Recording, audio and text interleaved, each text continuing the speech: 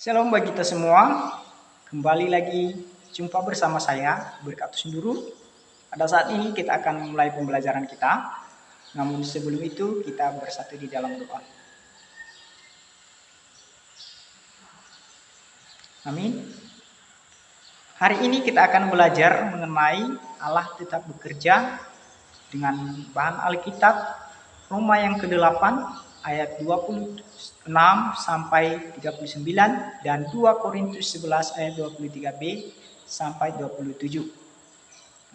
Sebelum masuk pada tema pembelajaran kita pada hari ini, yang pertama kita akan belajar tentang nats yang terdapat dalam Roma 8 ayat 26 hingga 39 dan 2 Korintus 11 ayat 23b sampai 27. Teks Roma 8 ayat 26 sampai 39 adalah rujukan yang sering dipakai untuk menyatakan bahwa kehidupan kita tidak terlepas dari pemeliharaan Allah yang sangat mengasihi kita. Ada 4 hal yang dapat kita perhatikan.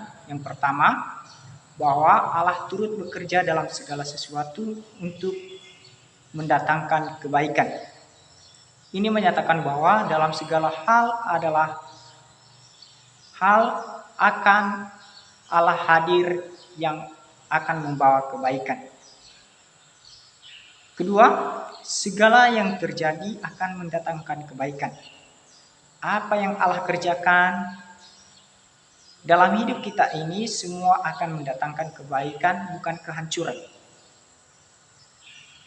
Ini menunjukkan sisi maha pengasih dari Allah Bapa.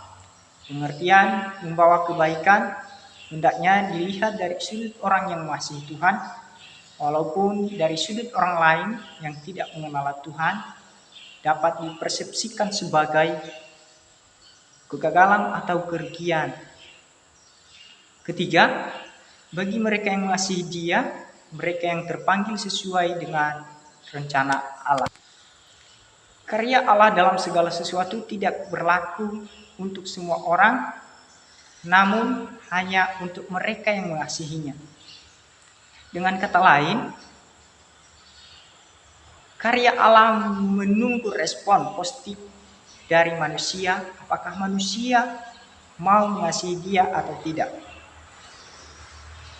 Yang keempat, merujuk pada pengertian bahwa karya Allah tidak berhenti pada membawa kebaikan, tetapi kebaikan yang membuat mereka yang mengasihinya menjadi serupa seperti Kristus. Kemudian teks 2 Korintus 11 ayat 23b sampai 27.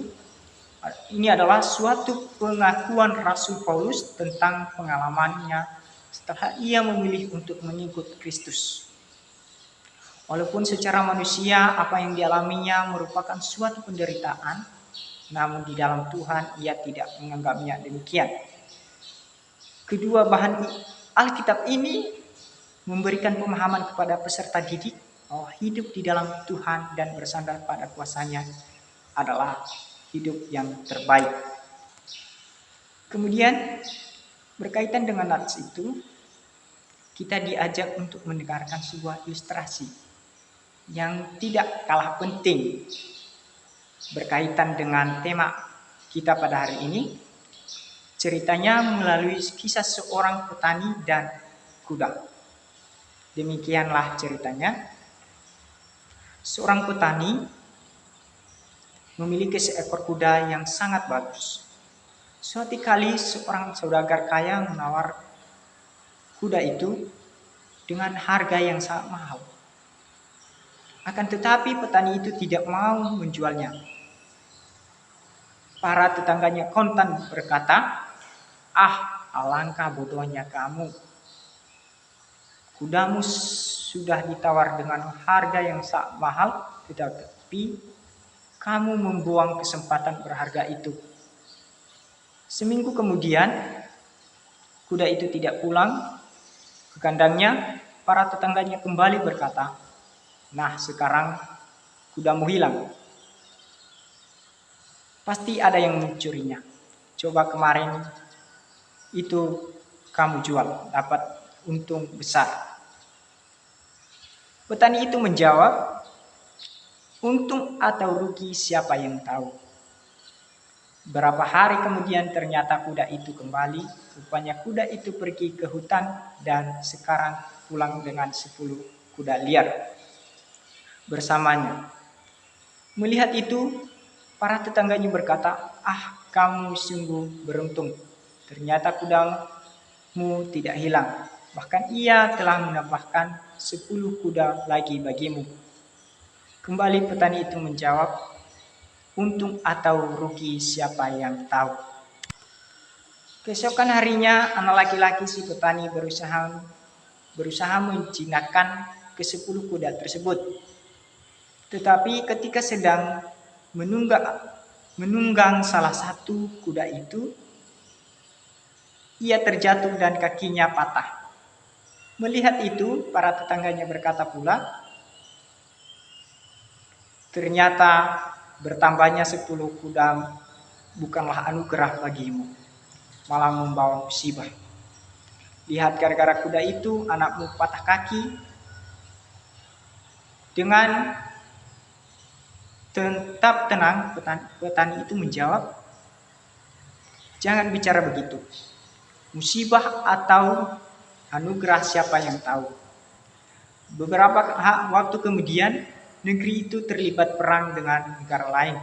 Semua pemuda di kampung itu terkena wajib militer untuk maju ke medan perang. Hanya anak petani yang terluka itu yang lolos dari militer. Nah, dari ilustrasi ini kita diajak untuk memahami bahwa apa yang tampak sebagai ujung jalan kadang hanya sebuah belokan. Masih ada jalan yang selanjutnya. Begitu juga setiap peristiwa yang kita alami biasanya akan diikuti oleh peristiwa-peristiwa lainnya. Pada poin selanjutnya kita mau belajar tentang bagaimana Allah tetap bekerja dalam segala sesuatu untuk mendatangkan kebaikan. Yaitu kita sebagai umat Kristen harus mengingat Tuhan. Mengasihi Tuhan seperti yang pertama, kita akan sering-sering mengingat Dia dalam keadaan apapun dan ketika sedang melakukan apapun. Bangun tidur misalnya sebelum melakukan apa, kita ingat Tuhan dan bertelut berdoa. Saat hendak tidur kita juga ingat Tuhan, lalu kita berdoa. Begitu juga di tengah aktivitas kita sehari-hari, ingatan akan Tuhan bukan hanya akan membuat relasi kita dengan Tuhan lebih dekat, tetapi juga akan menjaga kita dari segala perasaan dan perilaku buruk. Saat beban kita tengah dilanda susah dan sedih, kita ingat Tuhan. Kita akan terhibur dan dijaga dari keputusasaan. Mau mencontek atau melakukan tindakan tercela lainnya, ingat Tuhan, kita pun jadi dijaga dari perbuatan tersebut. Kemudian yang kedua, mengasihi Tuhan juga berarti mengasihi setiap pemberiannya. Ada banyak pemberitaan Tuhan, pemberian Tuhan dalam hidup kita. Waktu, tubuh, kesehatan, keluarga, kesempatan bersekolah, teman, guru, talenta, dan sebagainya. Seberapa besar kasih kita kepada Tuhan bisa diukur dengan seberapa jauh kita menghargai semua itu, merawat dengan sebaik-baiknya, dan memperlakukannya dengan sebenar-benarnya. Maka salah jikalau kita berkata, Tuhan aku mengasihimu, tetapi kita terus menyanyiakan waktu dan talenta kita sembarangan dan tidak peduli dengan tubuh dan kesehatan kita. Tidak menghargai keluarga dan orang-orang lain di sekitar kita. Seberapa besar kita mengasihi, menghargai setiap pemberian Tuhan, begitu jugalah besarnya kasih kita kepadanya. Kemudian yang ketiga, mengasihi Tuhan berarti juga selalu berusaha untuk menyenangkannya. Kalau misalnya kita tahu Tuhan akan senang kalau kita menjadi pelajar yang rajin, guru yang bertanggung jawab, pekerja yang jujur, pemimpin yang bebas dari korupsi dan kolusi, anak yang berbakti kepada orang tua, teman yang ramah dan selalu bersedia membantu orang lain, sahabat yang bisa dipercaya, orang Kristen yang setia dan bertanggung jawab dalam pelayanan. Lakukanlah itu sebagai wujud kasih kita kepada Tuhan.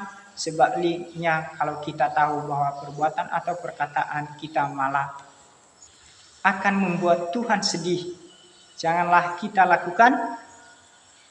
Seberapa besar kemauan dan usaha kita untuk menyenangkan Tuhan, sebegitu jugalah besarnya kasih kita kepada Tuhan. Begitulah sikap seorang yang mengasihi Tuhan.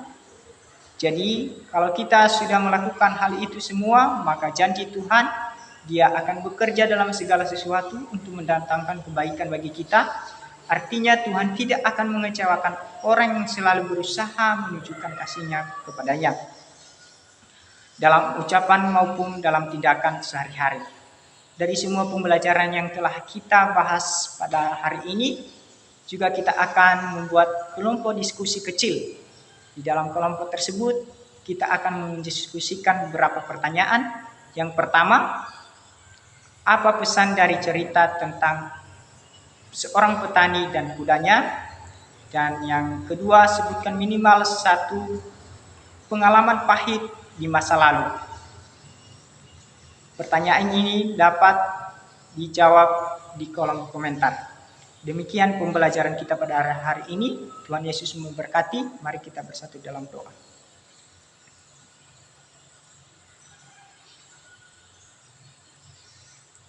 Amin.